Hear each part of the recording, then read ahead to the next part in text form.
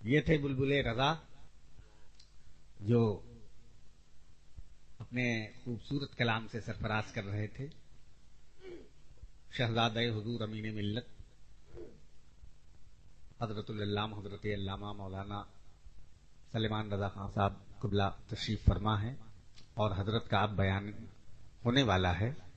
یہ گلدستہ محبت بھی عجیب ہے، پھولوں کا گلدستہ ہے. اپنے بزرگوں کی بارگاہ تک آدمی پہنچانے میں فخر محسوس کرتا ہے کہ ہم اپنے بزرگوں کی روایت کو زندہ رکھے ہوئے ہیں، اور اللہ کا فضل ہے کہ سرکار اعلیٰ حضرت کا فیضان حضور امین ملت اور حضور سلیمان میاں کی صورت میں آج ہمارے ساتھ ہے. الحمدللہ یہ حضرت کی عنایت ہے کہ اس سرد رات میں بھی حضرت نے آپ کو خدمت کا موقع دیا. بڑی عنایتیں ہیں. آئیے محبتوں کا نعرہ لگائیں. نعرہ تکبیر، نعرہ رسالت، مسلک اعلی حضرت حضور امین شریعت، حضور شہزادہ امین شریعت. نعرہ تکبیر، نعرہ رسالت. اب مزید کی گنجائش نہیں ہے. اب بلا تاخیر میں مائک حضور والا کی خدمت میں دیتا ہوں. آپ خصوصی خطاب سماعت کیجیے. ماشاء اللہ، اس نجی محفل میں بڑے بڑے اعلانات ہوتے ہیں، بہت کوششیں ہوتی ہیں، تو لوگ جلسہ کرانے والے لوگوں کو اکٹھا نہیں کر پاتے. لیکن یہ میں سمجھتا ہوں کہ ان کے خلوص کی برکتیں ہیں. اللہ تعالی اس محفل کو قبول و مقبول فرمائے. آمین. اور جس سلسلے میں یعنی 6 تاریخ کو عقد ہونا ہے، عقد کی تقریب ہے، اسی سلسلے میں یہ محفل منعقد کی گئی ہے. رب تبارک و تعالی اس عقد میں برکتیں عطا فرمائے آمین. اور اس عقد کو مبارک فرمائے. میں کسی تقریر کے لیے نہیں آیا، یوں بھی یہ مشاعرے کی محفل ہے. بہرحال جو بھی ہو، مشاعرہ ہو یا تقریری پروگرام ہو، وہ دینی محفل ہے. مجھے ایک پیغام دینا ہے، اور بالخصوص جگدلپور کے مسلمانوں کو. اور یہ میں اپنی طرف سے نہیں بلکہ یہ خدا اور رسول کا پیغام ہے، جسے زبان اعلی حضرت نے ہم تک پہنچایا ہے. کیا کہنا، سبحان اللہ سبحان. وہ کیا پیغام ہے؟ اسی پیغام کا نتیجہ ہے اور اعلی حضرت کے اسی خلوص کی برکتیں ہیں کہ اعلی حضرت نے لوگوں کے دلوں میں گھر کر لیا اور لوگوں کے دلوں پر راج کر رہے ہیں. جب محفل میں سیدنا اعلی حضرت کا نام لیا جاتا ہے تو جوش پیدا ہو جاتا ہے. بے شک یہ کسی کے دینے سے کوئی انسان نہیں دے سکتا، کسی کے انسان کے پرچار سے یہ بات پیدا نہیں ہو سکتی.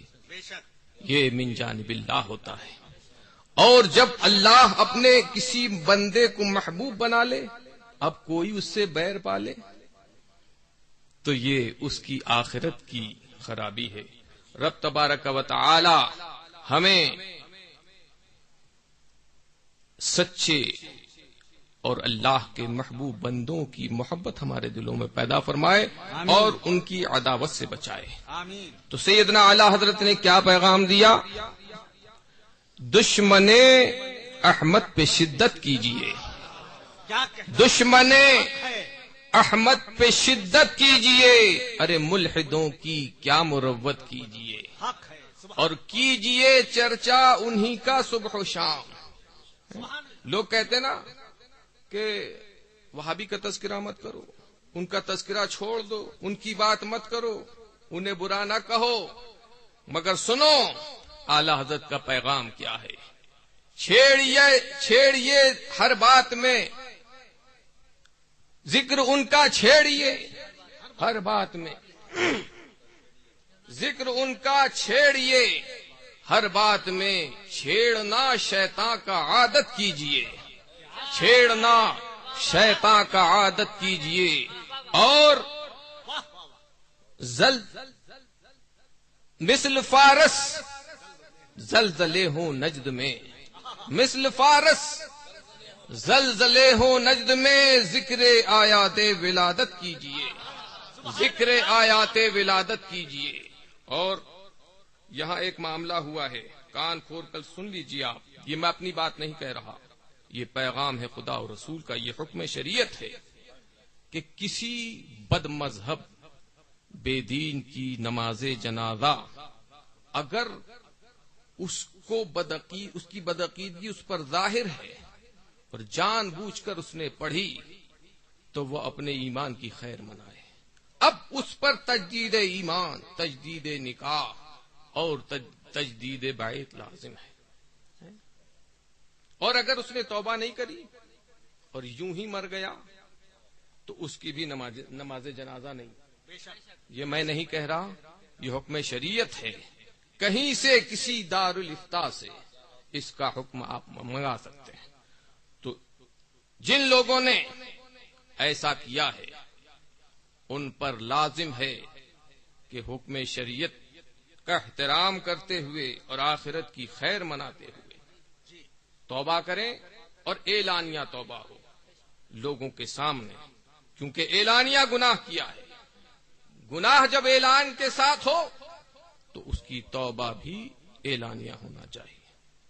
اور دیکھو اعلیٰ حضرت، ہم یہ سجدہ جو ہے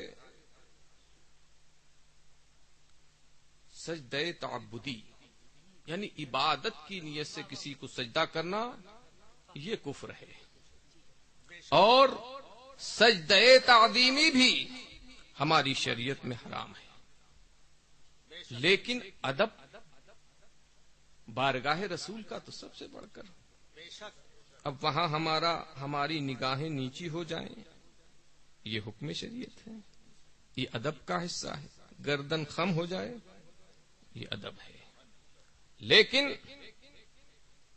ہاں، اور جو لوگ وہاں جا کر ایسی حالت بناتے ہیں کہ سجدے کی حالت ہو جاتی ہے، تو اگرچہ وہ نادانی میں جہالت میں کرتے ہیں، لیکن کچھ ظالم ان کو مشرک کہتے ہیں، جو خود نہ جانے کتنے شرک کرتے ہیں، جو خود کافر و مشرک ہیں، وہ جو ہے مسلمانوں پر حکم شرک لگاتے ہیں۔ اور اس بارگاہ کا ادب جہاں کے ادب کا ہمارے رب نے حکم دیا ہے، ہم وہاں ادب کریں تو ان کو اعتراض ہوتا ہے، مگر اعلی حضرت کہتے تجھے کیا کہتے ہیں؟ سرسوئے روضہ جھکا پھر تجھ کو کیا، سرسوئے روضہ جھکا پھر تجھ کو کیا، ارے دل تھا ساجد نجدیا پھر تجھ کو کیا، دل تھا ساجد نجدیا پھر تجھ کو کیا، اور بے خودی میں سجدے دریا طواف۔ میں نے عرض کیا کہ سجدہ تعبدی کفر ہے اور سجدہ تعظیمی بھی حرام ہے، اور طواف بھی کسی گھر کا جائز نہیں سوائے خانہ کعبہ کے، کسی مزار کا طواف بھی یہ جائز نہیں، حرام ہے، صرف ایک گھر کا طواف ہے، وہ خانہ کعبہ کا طواف۔ لیکن اعلی حضرت کہتے ہیں بے خودی، وہ حالت کہ عقل اپنا کام نہ کرے، یعنی محبت میں ایسی کیفیت طاری ہو جائے جیسے مجذوب کے لیے کیا حکم ہے؟ جذب کی کیفیت جب طاری ہو جائے تو اب اس پر شریعت کا حکم نہیں لگتا، وہ شریعت کا مکلف نہیں ہے، تو اس حالت کو بیان کر رہے ہیں۔ بے خودی میں سجدہ دریا طواف، بے خودی میں سجدہ دریا طواف، ارے جو کیا اچھا کیا پھر تجھ کو کیا، بے خودی میں سجدہ دریا طواف، جو کیا اچھا کیا پھر تجھ کو کیا، اور دیو تجھ سے خوش ہے پھر ہم کیا کریں، ارے ہم سے راضی ہے خدا پھر تجھ کو کیا، ہم سے راضی ہے خدا پھر تجھ کو کیا، اور دیو کے بندوں سے کب ہے یہ خطاب، دیو کے بندوں سے کب ہے یہ خطاب، تو نہ ان کا ہے نہ تھا پھر تجھ کو کیا، تو نہ ان کا ہے نہ تھا پھر تجھ کو کیا، اور تیری دوزخ سے تو کچھ چھینا نہیں۔ دیکھو ہم جنتی اور یہ دوزخی، لیکن کس خوبی سے آپ نے انہیں جہنمی بتایا اور اپنے آپ کو جنتی۔ تیری دوزخ سے تو کچھ چھینا نہیں، ارے خلد میں پہنچا رضا پھر تجھ کو کیا، خلد میں پہنچا رضا پھر تجھ کو کیا، سر سوئے روضہ جھکا پھر تجھ کو کیا۔ تو عزیزان گرامی، اس سبق کو یاد رکھیے، اور کسی ایسے سے کہ جس کے عقیدے میں کھوٹ ہے، چاہے وہ آپ کا کیسا ہی دوست، عزیز یا رشتہ دار کیوں نہ ہو، اس نے جب اللہ و رسول سے اپنا رشتہ منقطع کر لیا تو اب یہ رشتہ ہمارا جو ہے یہ بھی باقی نہ رہا۔ سب سے پہلے ایمانی رشتہ ہے، جب تک ایمانی رشتہ قائم ہے یہ رشتہ بھی باقی ہے، اور ایمانی رشتہ کٹ گیا تو اب یہ رشتہ باقی نہ رہا۔ یہ میں نہیں کہہ رہا، بلکہ ایک نعت پاک کے ایک شعر میں حضرت مفتی اعظم نے یہ پیغام پہنچایا ہے۔ کہتے ہیں کہ کیا علاقہ دشمن محبوب کو اللہ سے، کیا علاقہ دشمن محبوب کو اللہ سے، بے رضائے مصطفیٰ ہرگز خدا ملتا نہیں۔ اور درود پاک پڑھیں، اللہ رب محمد صلی اللہ علیہ وسلم، نحن عباد محمد صلی اللہ علیہ وسلم۔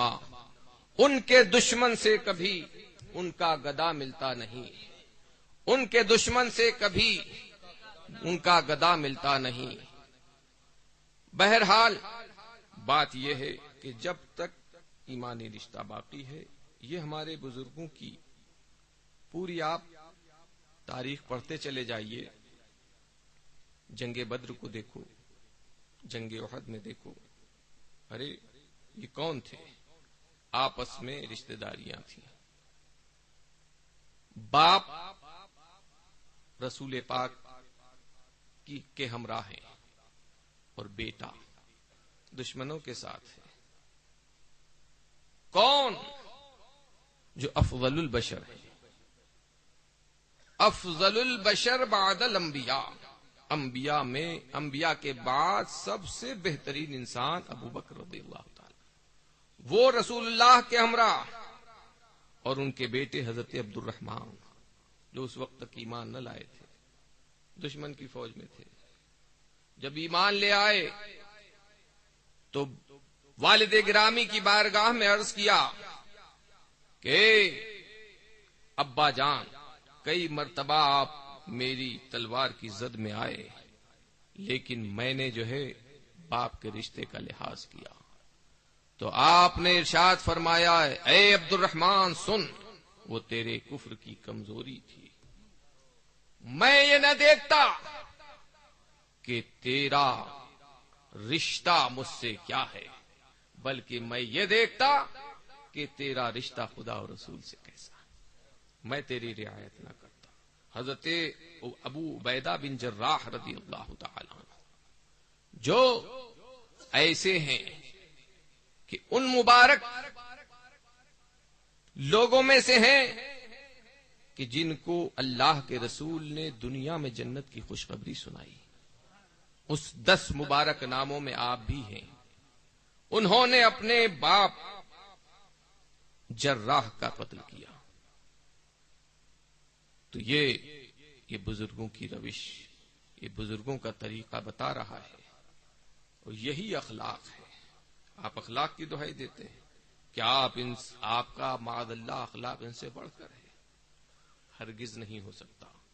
لہذا خیر اسی میں ہے کہ ایسوں سے رشتہ نہ رکھیے، اس لیے کہ اس میں ایسوں کی صحبت میں بیٹھنا اپنے آپ کو خرابی میں ڈالنا ہے. اس لیے کہ شیخ سعدی رحمت اللہ تعالی علیہ، انہوں نے حضرت مولا علی رضی اللہ تعالی عنہ کے قول کو فارسی میں نقل کیا ہے. وہ کہتے ہیں کہ صحبت صالح ترا صالح کنت، صحبت طالح ترا طالح کنت. اچھوں کی صحبت تجھے اچھا بنا دے گی اور بروں کی صحبت تجھے برا بنا دے گی. دور شو از اختلاط یار بد، دور شو از اختلاط یار بد، یار بد بدتر بود از مار بد. بروں کی صحبت سے، ان سے ملنے جلنے سے بچ کہ یہ جو ہے دور شو از اختلاط یار بد، یار بد بدتر بود از مار بد، کہ برے کی صحبت زہریلے سانپ سے زیادہ خطرناک ہے. اور غالباً حدیث پاک ہے کہ الصحبت مؤثرۃ، صحبت ضرور اپنا اثر رکھتی ہے. تو یہ نہ سمجھنا کہ ہمیں کوئی بگاڑ نہیں سکتا، ہم نہیں بہک سکتے. یہ بھی شیطان کے جالوں میں سے ایک جال ہے. نہ ان کی صحبت میں بیٹھو، نہ ان کی گفتگو سنو، نہ ان کی کتابیں پڑھو. اس کی آپ کو اجازت ہی نہیں. جب کوئی قدم اٹھائیں تو پہلے حکم شرع جانیں. کیا ہماری شریعت اس کی ہمیں رخصت دے رہی ہے؟ نہیں. اس کے بعد آپ فیصلہ کریں. رب تبارک و تعالی ہمیں توفیق عمل عطا فرمائے اور ہمیں ایمان کے معاملے میں خوب پختہ بنائے. رب تبارک و تعالی سے دعا ہے کہ رب قدیر اس محفل مبارک کو، اس مجلس سعید کو اپنی رحمت سے قبول و مقبول فرمائے. بس کھڑے ہو جائیں اور صلاۃ و سلام پڑھیں. مصطفیٰ جان رحمت پہ لاکھوں سلام، مصطفیٰ جان رحمت لاکھوں سلام، شمع بز میں ہدایت کو سلام، شمع بز میں کو سلام. شہریار دم تاجدار حرم، شہریار آرے حرم، نو بہار شفا لاکھوں سلام مصطفیٰ جان رحمت بز میں ہدایت پہ لاکھوں سلام پتلی پتلی گلے قدس کی پتیاں پتلی پتلی گلے قدس کی پتیاں ان لبوں کی نزاکت کھوں سلام مصطفیٰ جان رحمت پہ لاکھوں سلام ڈال دی قلب میں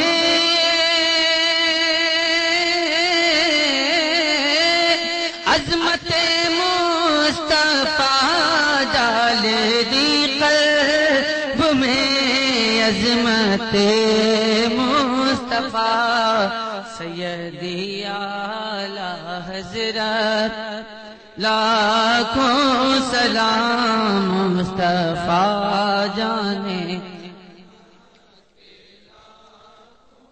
کاش میں شہر میں جب ان کی آمد ہو بھیجے سب کی شوکت پہ لاکھوں سلام مجھ سے خدمت کے قدسی کہے ہاں رضا مجھ سے خدمت کے قدسی کہے ہاں رضا مصطفیٰ جان رحمت پہ لاکھوں سلام شمع بز میں ہدایت پہ لاکھوں سلام یا نبی سلام علیکہ یا رسول سلام علیکہ یا حبیب سلام علیکہ صلوات اللہ والصلاة والسلام علیکہ یا رسول اللہ والصلاة والسلام علیکہ یا نبی اللہ والصلاة والسلام علیکہ یا حبیب اللہ وعلى آلك وأصحابك سيدي